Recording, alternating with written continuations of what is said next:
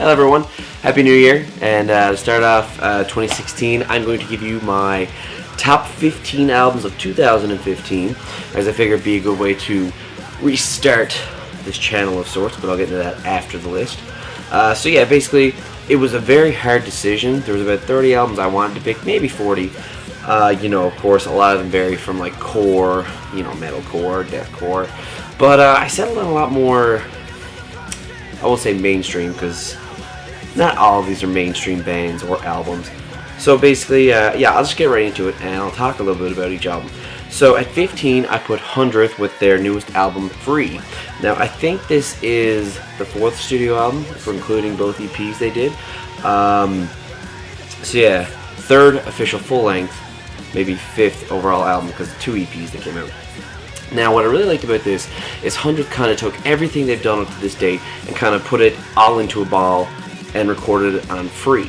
Now, I was really excited because I got signed to Hopeless Records as they were putting out this record, and I think that kind of gave them a bit more freedom and a lot more opportunity to get their music out there, both physically and digitally, Hopeless being a bigger label than Media Scare Records. And so it gave them a greater chance, and I got to see them on Warped Tour over the summer, and they absolutely blew the roof off the place, although due to weather in Nashville, it was a very rough day. So, yeah, 100 was still great, so that's number 15. At 14, I chose Dayseeker with Origin. Now, this is their second album. I thought it was going to be really hard to follow up their first, but they kind of blew it out of the water, honestly. I mean, Origin had everything I was looking for. Rory Rodriguez has one of the best voices in the post-hardcore metalcore scene as of right now. You could say melodic metalcore. I don't think there is melodic metalcore, but I feel like they kind of embody all different types of core, and there's a lot of heart in this album, and I really enjoy it. I know for a fact that Rory has done a lot of acoustic stuff as well, so his voice ranges from amazing screams to just these beautiful clean vocals, and you see it throughout the album. There's a lot of heart, a lot of meaning, and a lot of emotion written lyrically and instrumentally, and definitely on In Vogue Records this year was probably the best record put out through them, and Being as an Ocean also came out this year, so that says a lot. So, number 14. Alright, 13. Another new band to the scene, only came out this year, I think officially. Wage War with Blueprints. Now, I was really excited because I didn't have any idea who these guys were, and officially getting signed on to Fearless, I said, okay, I'll give them a chance. And I think Alive was their first single. I could be wrong, but I believe that was it, and I heard it and thought, whoa, this kind of refreshes metalcore in my mind, for they embody some of the older aspects of metalcore kind of put in with newer, more modern metalcore, and I really enjoy it because I think it's the singer and the clean vocalist who is the bassist. I don't want to say for sure. I'm not totally familiar with everything in the band. However, Blueprints was such an amazing album, and I felt really refreshed listening to this, because I listen to a lot of metalcore and other core type music. So I thought this really stuck out in my mind for both distinct vocals and instrumentals that kind of combine everything in a core album that could just make you enjoy it to any extent, and this I enjoyed to the fullest extent. So number 12 is a bit in right field. I went with Hobson with Pound Syndrome. Now, there was a couple of hip-hop albums that came out this year, like Newest Drake and Kendrick Lamar, and I do listen to a fair bit of hip-hop, which I've only gotten into this year, so I could have put a lot of hip-hop onto this list, but I feel like I don't familiarize with hip-hop or rap as well as I do as to, rock or metalcore or post-hardcore, so I decided I chose my favorite hip-hop record overall this year, and Hobson kind of covers the grounds of all kinds of rap and hip-hop, calling out mainstream rappers, putting his own spin on all kinds of new and old music in that genre. And I think it's really awesome because he's been at it for years and he's finally getting a lot of recognition. I'm pretty sure maybe not last year, 2014, but 2013 was also on my greatest albums list, because every album he puts out, I tell you, I went back and listened to everything he's put out. The guy is just gold. So if you're a fan of hip-hop and you haven't heard of him, go check him out. Okay, so at number 11, I have Counterparts with Tragedy Will Find Us. Now, of course, I'm not biased on this band just because they're Canadian and, they're just a few provinces over from me. but Counterparts are emotionally draining, and I say that in the best way possible because they're one of the darkest melodic hardcore bands out there today. And Brendan Murphy, he just has like, I don't know if it's just he's so dark inside his own head. He writes these lyrics, and I'm just like, holy shit! Like, I don't think I've ever heard a band lyrically like Counterparts before. And I do believe this is their 4th studio album, so every album they've offered has put out something different. And of course, they signed on to a new label this year. I do believe it was Pure Noise Records, and Pure Noise takes every band and they give them freedom, and they give them, a push to say, okay, you do what you want and we'll be there to support you. And I'm pretty sure it's what they did, because every album they've just increased on emotion and heaviness, and I can't get over it. So, I mean, it could have been higher up on the list, but I just have so many other albums that I've really been into in the past year. Alright, number 10. I think some people are going to give me some flack for this, might get a little bit mad it's so high up on the list. I chose August Burns Red with Found in Faraway Places. I think that's the name of the album. I actually think I wrote it down wrong. But yeah, so, August Burns Red are the same thing. I usually put them on all my yearly lists when they put out a record, at least for the last maybe 1 or 2 records they put out. I've had them on my list. And it's the pure fact that they've said it themselves, in the world of metalcore, in the scene, it can get very boring, so they always try to switch it up. And they always do. It's weird. They can take the same formula and mix everything up with different cultures or different instrumentals, and they always just put so much effort into every record. And I'm trying to remember, I think they're on Fearless Records now also. I won't say a bigger label than what they were on with Solid State. I mean, Solid State, I think they were on since the start of their career as a band. So going over to Fearless, of course, some people would say, oh, why are they making the change? And, maybe it's just more of a mainstream, Warped Tour kind of esque promotion. August Burns Red are still one of the biggest bands in the scene, so it could have been for any number of reasons. But Fearless are one of my favorite labels, and, definitely they gave them all freedom and put out an amazing record. So, alright, I'm just going to say I regret doing this without water because my throat is so dry. Number 9, maybe not a lot of people know about these guys, but you really should listen. Number 9, I chose Crystal Lake with The Sign. This band is out of Japan, and they are crazy good. I will say metalcore, I'll just say the genre of metalcore, but this album is just so insane, with all these mixtures of, electronica beats, you can hear it mixed in with the guitars, and, you hear slight dubsteppy parts, not heavy, kind of like Crossfade sort of sound, but the vocals are so, just so raw and loud, and I can't remember the singer's name, but they got signed to Artery Recordings, which got them more exposure over in North America. Now, I found out about these guys maybe 2 years ago. They put out this EP called Cubes, and I was really blown away by it. I had no idea who they were or what they meant, but yeah, just an insane record. So if you've not listened to The Sign, I'm just going to say it on this list so far for bands you may not know. Go listen to it, and you'll come back, and you will thank me. Number 8. Now, again, I guess it's more of a biased band for me that every album they put out in the past few years is just insane and always changing up styles and angst in a sense that, well, I better say it first. Stray from the Path with Subliminal Criminal. Now, I've said that many times and I always screw it up just the way it comes out. But this album was so great, and, they're already very influenced by politics and the government, and they're very Rage Against the Machine like in inspiration of their sound, which is a great inspiration to have. Rage Against the Machine is, or I guess I'll say was, because they're officially broken up, but they were such a great band, and they take the same aspect of lyrics towards the government and a lot of bad things in the world, and they always bring them to light, and it's always a great thing to see, and they have a great meaning in their band and their sound and everything they put out. So one thing I really enjoyed was there was a call-out song, and I don't know why I can't recall it right now, but I call it people like Front Porch Step, and I do believe Ian Watkins from Lost Prophet. I could be wrong. I think that's who it was, because it's been a while since I listened, but Stray never disappoint, and it's just such a heavy record and just always gets the blood flowing. It always gives you a good message if you listen to the lyrics, so definitely glad I put that at number 8. Number 7, another band that people may not have heard of, but should really get into them because I think they're going to blow it a lot more in 2016. I really hope they do. That is Ritual with their self-titled album. Now, Ritual is fronted by former Dead and Divine vocalist Matt Tobin. The main reason I found out about Ritual, I was waiting for Matt to do something new musically. Dead and Divine I've listened to for years, since I was probably in grade 10. So it's been about 7 years now, maybe 8? Man, it's been a while. But I fell in love with Dead and Divine, and Matt's voice is just one of the most aggressive in post-hardcore. And this band is so aggressive and nasty, like well, nasty in the best sense possible. But like their lyrics are awesome, and I think, I'm not 100% certain, I think it might be a concept album, but don't quote me on it.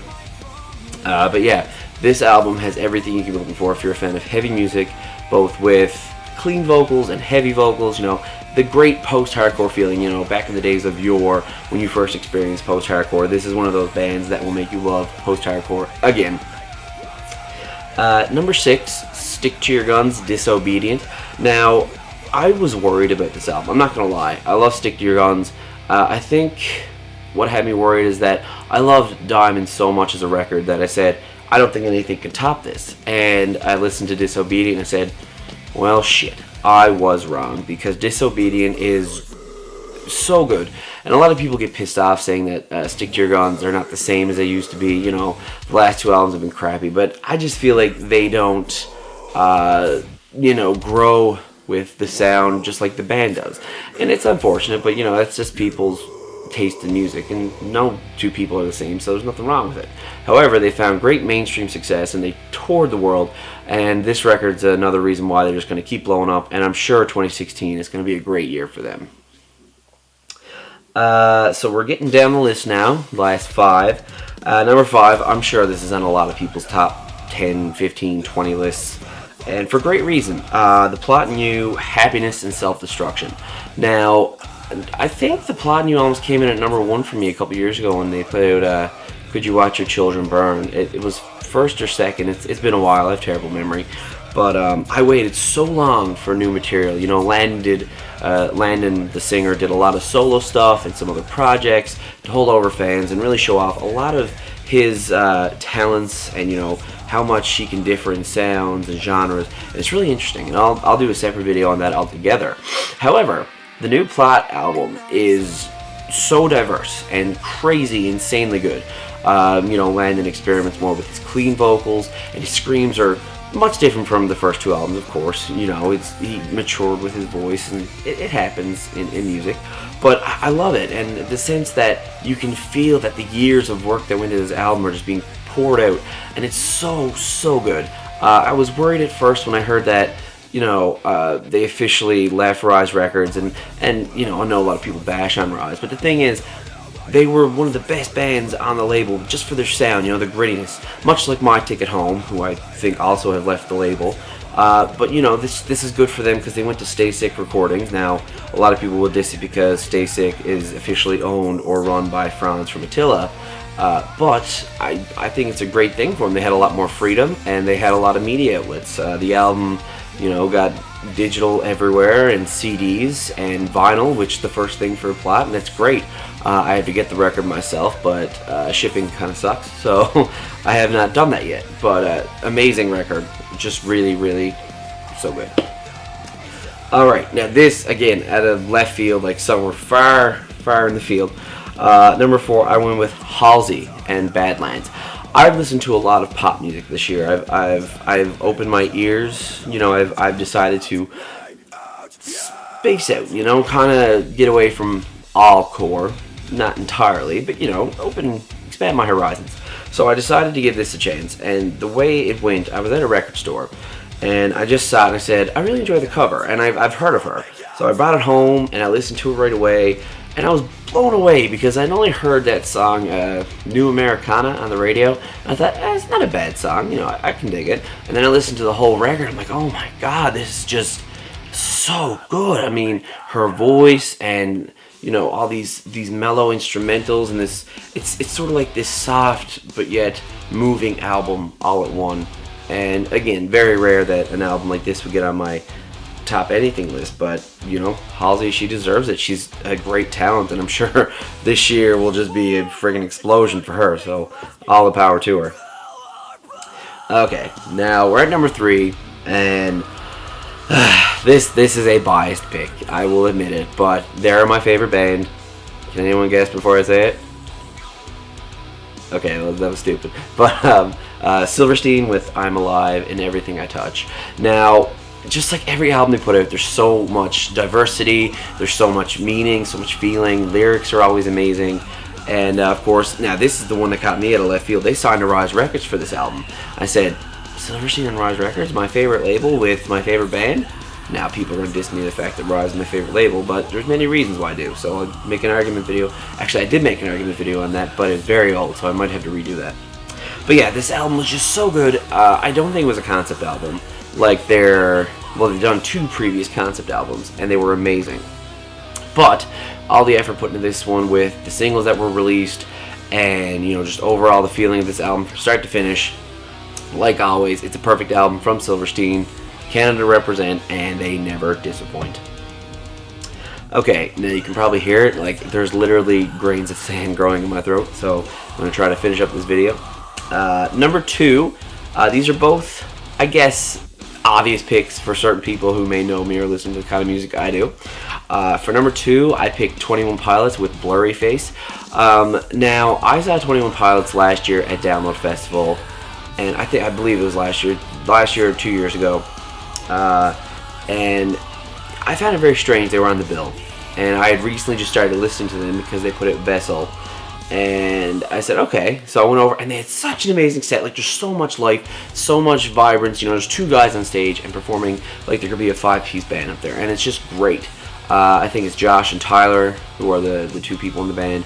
You know, it's just, they have so much talent and so much life on stage, and this album just kind of puts out everything. You know, like Vessel's a great record, but I think Blurry Face kind of blows it out of the water, and I can only imagine what the next album's going to be like. It's going to be insane. So yeah, it's going to be good. And number 1, I think a lot of people could expect this, but I went with Bring Me the Horizon with That's the Spirit. Now, there's so many people that bitch and moan that they've changed their sound, but when it gets this good, you cannot argue. I mean, that album was flawless from start to finish. This change in instrumentals and vocals from Ollie, like, it's just beautiful. There's just so much talent in this band and so much unbelievable potential for them to go anywhere and play anywhere. And that's what you hope for as a band, to have any potential and no limits. You can never stop. So, I mean, I can go on and on about that record from start to finish. It is one of the few albums in my catalog that I would say is perfect. You know, from start, first second, to the last second. It is a perfect record, and that's why it's number 1. Alrighty, everyone. That is my top 15 list of 2015. As of right now, it is January 1st as I'm filming this. It might be up a bit later than January 1st, but it's officially filmed. So I'm going to try to get a lot of videos out this year. I made some resolutions, this being one of them. I'm going to do a separate video on that. But, so yeah, I'm just really happy that I'm in this mental state where I'm feeling more clarity and that I can just feel like more passion for this again like I did years ago. And I just think that I'm going to leave 2015 in the past where it belongs and just, you know, I'm going to make this year the most positive year I can, much like everyone out there should. And if you got a dream, you got a goal, you want to do something, do it. Do not stop, just go for it. I could say the Shia LaBeouf meme, but I mean, that was so played last year. Let's just leave it in 2015, just like everything else. So yeah, that is my list, guys. I want to see your top 15. I thought, you know, 15 seems more appropriate because, you know, 2015 and 15 albums. Ha ha ha, so clever. But yeah, I wanted to do a 25. I think last year I did the top 20 or 25 albums. It's just so hard to choose when there's so much good music coming out. And I mean, this year's already lined up with a lot of reunions from bands coming out, and I can only imagine they're going to put out new records or at least new EPs or singles or something. Like a Static Lullaby, The Starting Line. There's so many bands. There's endless possibilities.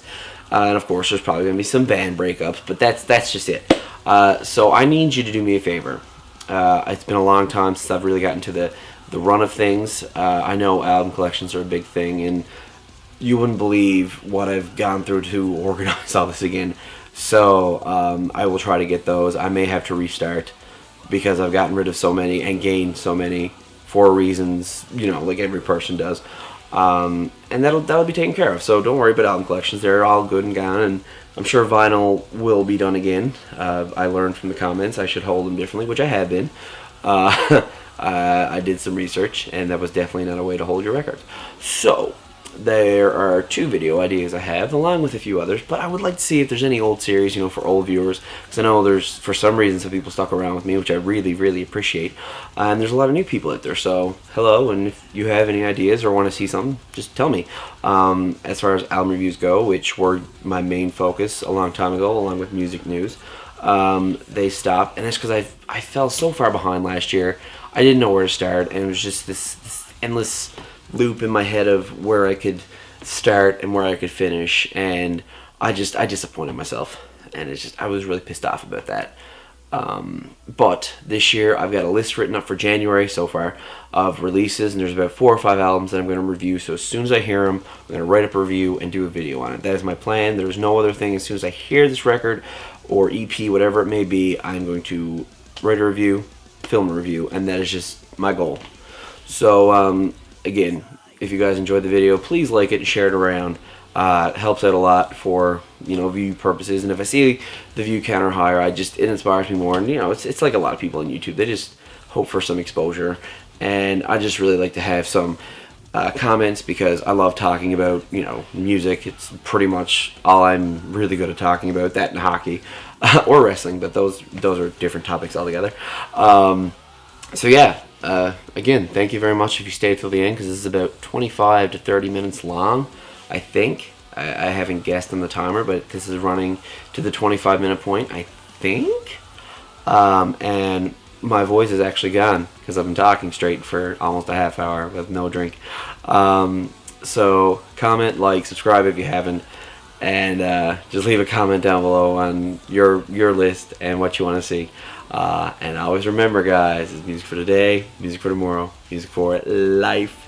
Peace out, everyone. Happy New Year.